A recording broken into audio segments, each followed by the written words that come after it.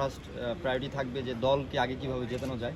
আমরা যারা আজকে থেকে তো আমাদের ক্যাম্প স্টার্ট, তো যারা দলে আছেন সবাই খুবই ভালো ফেজে আছেন। আশা করছি আমরা একটা গুড অপরচুনিটি আছে আমাদের এই কোয়ালিফায়ার রাউন্ডটা আমরা সেকেন্ড হয়েও আমরা শেষ করতে পারি, একটা গুড অপরচুনিটি আমাদের জন্য। আশা করছি আমরা ম্যাচটা জিততে পারলে আমরা সেকেন্ডে থাকবো। ভিয়েতনামের সাথে প্রস্তুতি ম্যাচ হবে এবং ভিয়েতনাম অত্যন্ত শক্তিশালী দল। আমরা তো মনে করি যে এই ম্যাচটা আসলে জেতার থেকে অনেক বড় প্রস্তুতির প্ল্যাটফর্ম তৈরি করে দিবে সিঙ্গাপুর ম্যাচের বিপক্ষে ম্যাচের আগে আছে।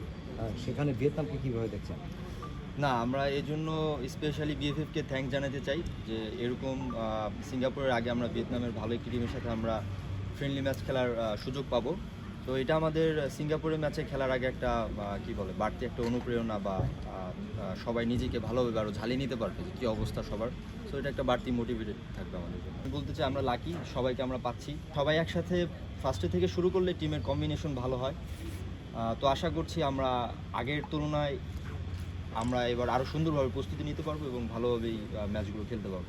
আমি সবসময় চেষ্টা করি দলের হয়ে খেলার জন্য। তো আমাদের স্পেশালি আমি যদি বলি আমার ফার্স্ট প্রায়োরিটি থাকবে যে দলকে আগে কীভাবে জেতানো যায়। এরপরে যদি অপরচুনিটি আসে অবশ্যই চেষ্টা করব গোল করার জন্য, বাট অ্যাট ফার্স্ট আমার প্রায়োরিটি হচ্ছে গোল করানো বা দলকে জেতানো। আরেকটু অনুপ্রেরণা যোগাবে এটা যে আমরা এভাবে ম্যাচগুলোতে দুটা ম্যাচ ড্র হয়েছে। তো আস্তে আস্তে আমরা তো আমাদের এই ধারাটা আমরা অব্যাহত রাখার চেষ্টা করি সবসময়।